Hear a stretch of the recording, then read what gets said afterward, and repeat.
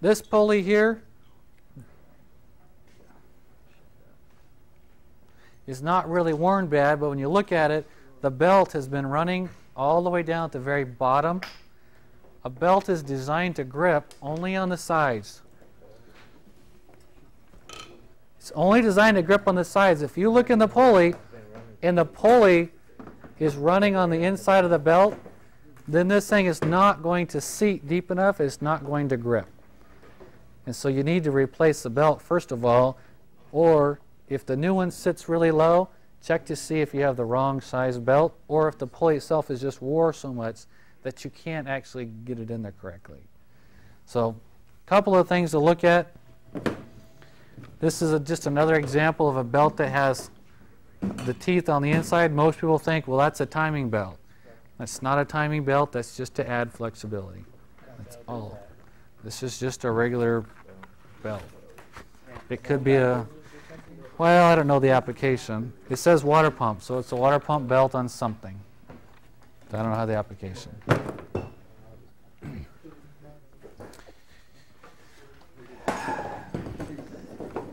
We're going to switch gears a little bit here. In your guys' tool book question thing, there's a couple of things that you guys apparently just don't know. Somebody asked, a couple of people asked about tap and dies and screw extractors. If you were to buy a tap and die set, that's what it looks like. This is a screw extractor. Drill a hole through the center of a stud. This thing here goes in, it screws in left, like a left-hand thread. And what it does, it goes in until it grips. It basically just expands until it grips the outside. Keep turning it, and it's designed to turn a screw out. I haven't had that many good experience with these. What happens is you drill a hole, you put this in, it pushes on the bolt, and it actually makes it grip more. And so you're trying to take it out, and you're applying more pressure outward into this hole. You're trying to take it out. So they don't work that grand. We've had better luck with other things.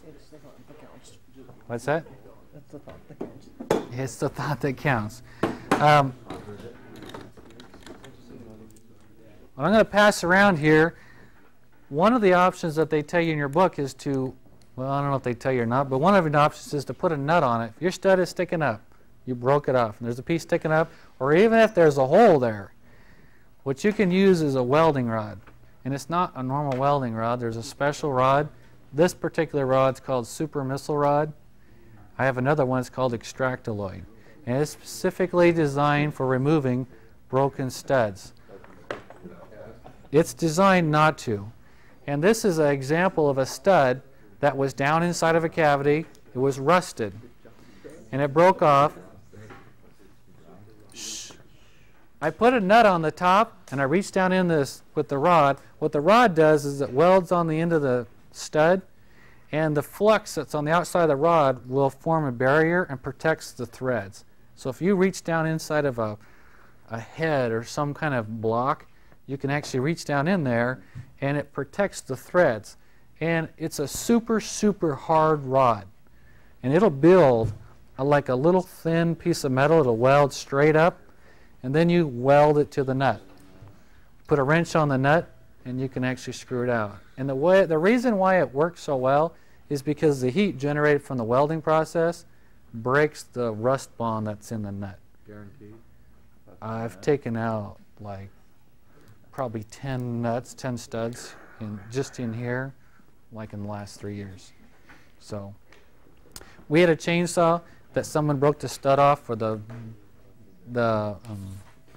bar, and it was in a plastic housing with an aluminum nut with a steel stud.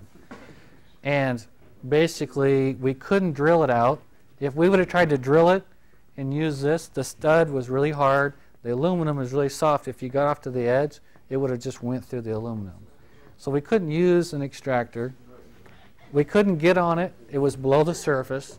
And so all other options were gone. I didn't want to use a welding rod because there was a plastic housing with aluminum around it. So what it is, I got a bucket of water, put the nut on there, and I welded and then threw water on it. And welded and threw water on it. And I actually was able to weld just enough to get a nut on it, and it came right out. And I saved a chainsaw that otherwise would have had to be thrown away. Because there was no other, it was part of the main housing. You couldn't afford to buy the housing.